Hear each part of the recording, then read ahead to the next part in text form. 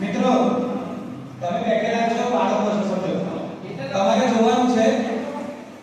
કે ઘઉંમાંથી કઈ કઈ વાનગી બને છે, ચણામાંથી કઈ કઈ બને છે અને ચોખામાંથી કઈ કઈ બને. હવે તમે અવલોકન એ કરો નિરીક્ષણ કે ખરેખર